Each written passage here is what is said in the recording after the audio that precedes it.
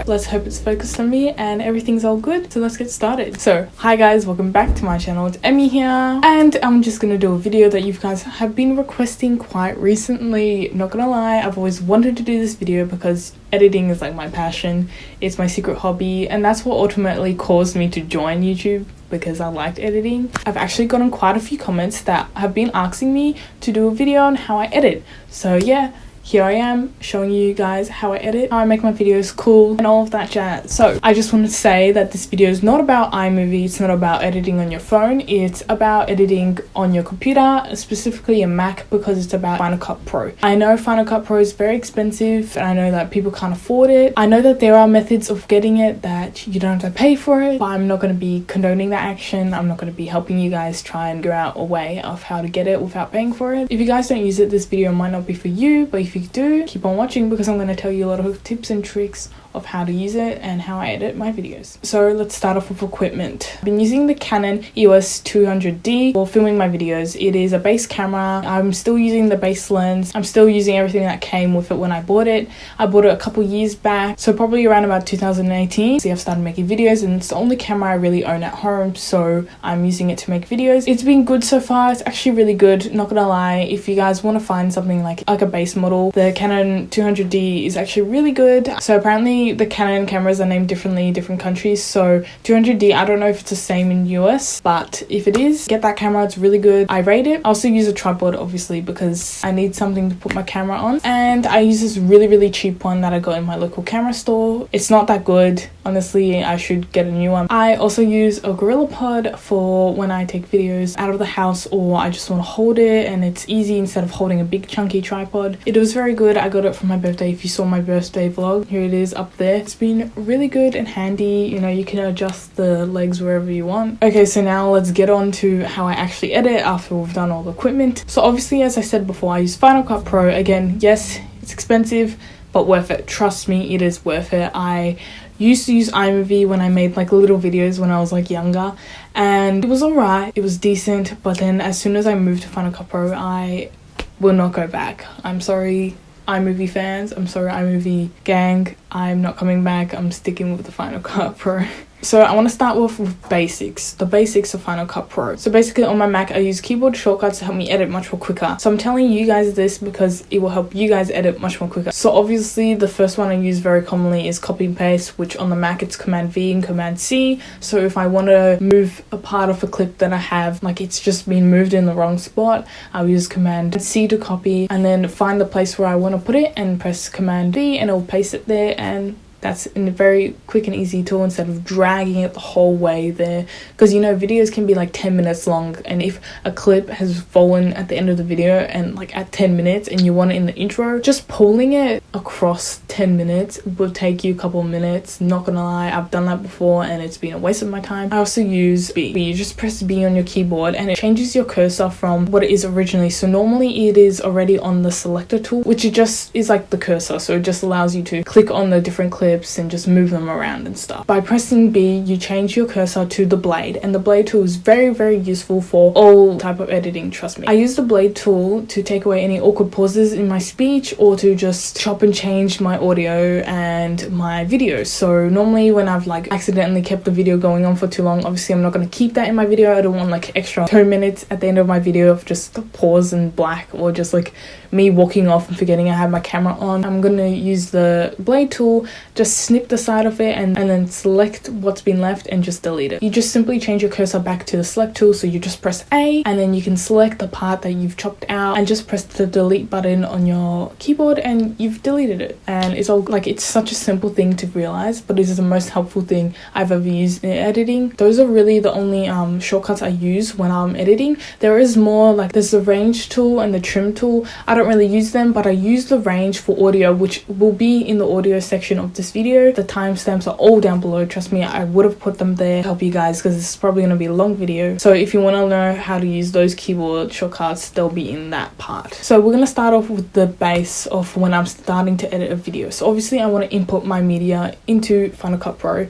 Obviously you just do this by connecting your camera and just inputting the videos that you want, or normally I like to download the videos straight into my desktop and then drag them into Final Cut Pro because I feel like it's honestly not worth talking talking about. It's simple, it's easy, it's just a starting point. It's not really edited. When I import my video straight from my desktop, this problem doesn't happen, but if you import it the different way, like straight from your camera, often you'll have the little section and the videos will just be very, very long, and you just keep scrolling and scrolling and scrolling, and it'll show you nearly every frame of your video. And trust me, if you've taken a video that's like 12 minutes long, the frames are going to be very, very long, and you're just going to be scrolling for a very long time to find a different video. So to fix this, you just want to press this button that I'm going to show you right now, and then you change the time duration. So I will put it all the way to the bottom and just give one single frame for the whole video, and it's much more concise and neat. So obviously after I've inputted my videos, I use the blade tool to chop and change, and I just take away the awkward pauses. Next, if I want to make a dramatic cut like this, I will use either Ken Burns or just crop the little frame in its whole. If it's a separate frame, like I just want one single frame closer to my face, I will use the blade tool to section out the frame that I want to have, and then I'll click on that button and go to transform, and I just zoom the video closer. When you play it, it will look like this.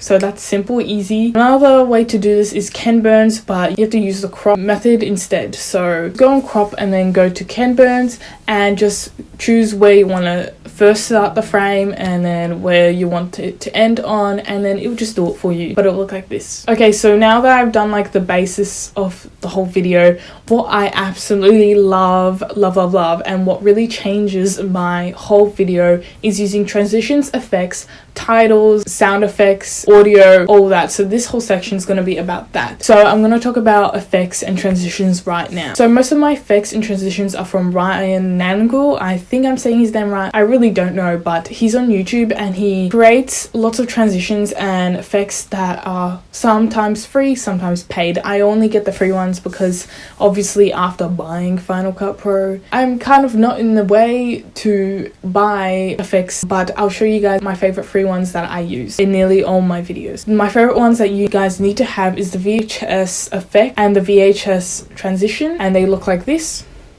Then I love the glitch effects pack. I don't know if it's free anymore. Last time I checked, he didn't make it free, but sometimes he'll put it out for free again. And so some of them look like this. The glitch transition looks like this. And I also love his travel pack transitions, which look like this.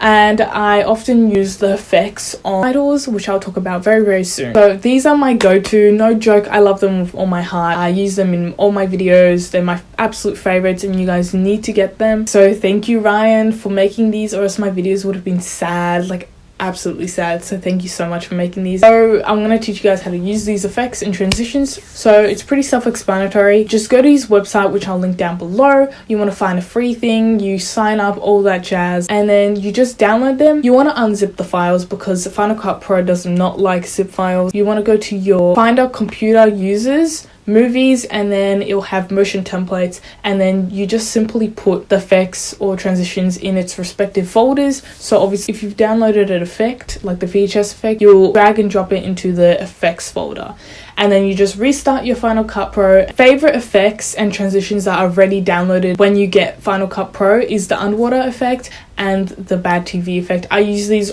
mostly always on titles. So the underwater looks like this, and then the bad TV effect looks like this. So for titles, I use the Final Cut Pro basic title, and then I just use respective effects that I want to put on top of them. So again, like underwater, bad TV, or effects that I've gotten from outside of Final Cut Pro and downloaded onto them. And I also use tracking, which just basically puts spaces in between each letter of a word, and it just makes it look aesthetic. Here's a word without tracking, here's a word with tracking. You can obviously tell the difference, and obviously the one with the tracking kind of looks aesthetic depending on what you want your videos to look like or your title to look like. The main fonts I've been loving and using is Helvetica, 3D Venture, which I have downloaded from thefont.com, Bebas New, Bristle Brush Script, Chasing Embers, and Colors of Autumn. Also, to make titles, I also use my sister's iPad, and I use Procreate, which I've gotten recently. The way to do this kind of title where it's like switching, Procreate is really, really good to do this. I just draw it on, and then I add new layers, and I just draw on top of what I've already drawn, try to make it exactly the the same but slightly different. And then when I'm there's an option for animated PNG, and I just click that, airdrop it into my computer, and it makes this kind of title. So I'm going to be talking about now how to make your own transitions and move around objects or subjects in your video using Final Cut Pro. So it's going to be like this, like moving the title from here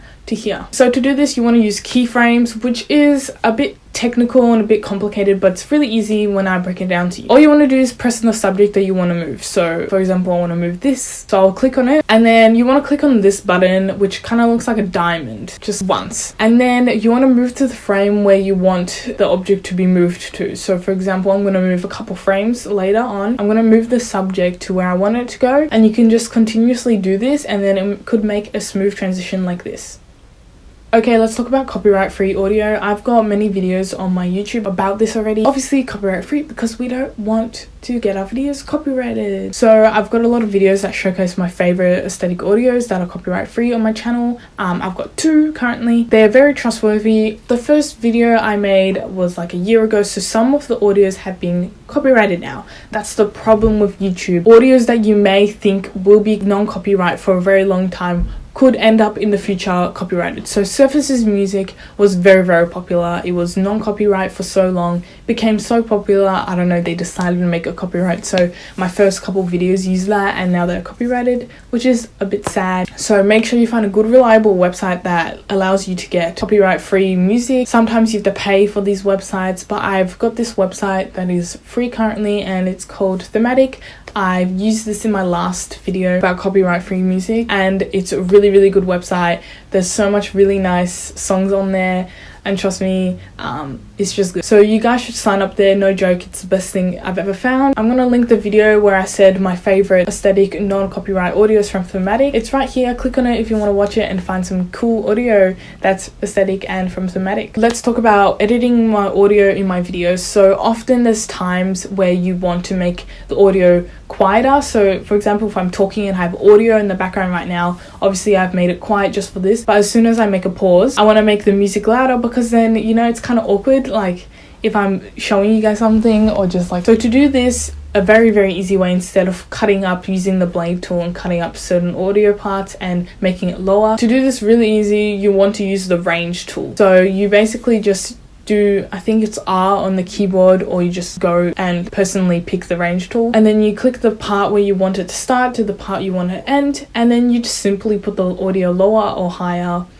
whatever you want. So now I want to talk about color grading, which is a thing that people love to talk about, and trust me, I've spent hours researching about this. So I use these things called LUTs. They're very extremely helpful in making your videos look from this to this. I basically downloaded this addition to Final Cut Pro, and it's called MLUT. It's free. Make sure to download it if you want to use LUTs. Trust me, download it. It allows you to upload any LUTs you want, paid, free. It's basically like a filter. Another very useful download before I start talking about LUTs is the adjustment layer. It's by Ryan Angle again. I'm pretty sure it's free. Just search up on YouTube and you'll get the link. It simply allows you to put a layer on top of your video, which is just a plain layer, and you just put any adjustments you want. So you can use this for effects, like if you want to, I don't know, put a whole section bad TV effect, including the title, instead of separately uploading the bad TV effect onto the title, onto the background. And it also allows you to put a LUT or a filter on top of your whole video, on the whole part where you want it to. Trust me, you need to download it. It's needed before you want to listen to the rest of this video. Anyways, I use MLUTS to upload free LUTs onto my Final Cut Pro and apply them to my videos. So now I've forgotten where I bought my LUTs from. I didn't even buy them, I got them for free, but I've spent hours researching on Google and YouTube for free LUTs. It's probably a whole collection of many of them. So the only one I remember where I got it from was again from Ryan Angle. There was a couple of them. So all you want to do when you have downloaded MLUT onto your Final Cut Pro and you found some LUTs you like, is that you just want to put an adjustment layer over your video, and then you want to drag and drop the MLUT effect onto that adjustment layer, and then it'll pop up a little section up in the top right hand corner and it'll say MLUT presets. So you want to click on MLUT presets that appears, and then go to import and import the selective LUTs that you've downloaded. Remember to unzip the file if it's zipped. I cannot stress this enough. Please unzip your files. So from here, all you need to do is just press through the LUTs and just simply press it and you can adjust it. That's that. It's really that simple. I hope you guys really enjoyed this video. If you did, please subscribe down below. Please help grow this family. And I want to see you guys go edit to the best of your abilities now and go smash out some cool YouTube videos with all these tips I've helped you. If this video was helpful, give it a thumbs up. And also subscribe. Comment down below any questions you guys have because I will answer back. And I hope you guys enjoyed this video. Lots of love. Hope you guys are feeling alright and are all safe and well. See you guys in the next video. Bye.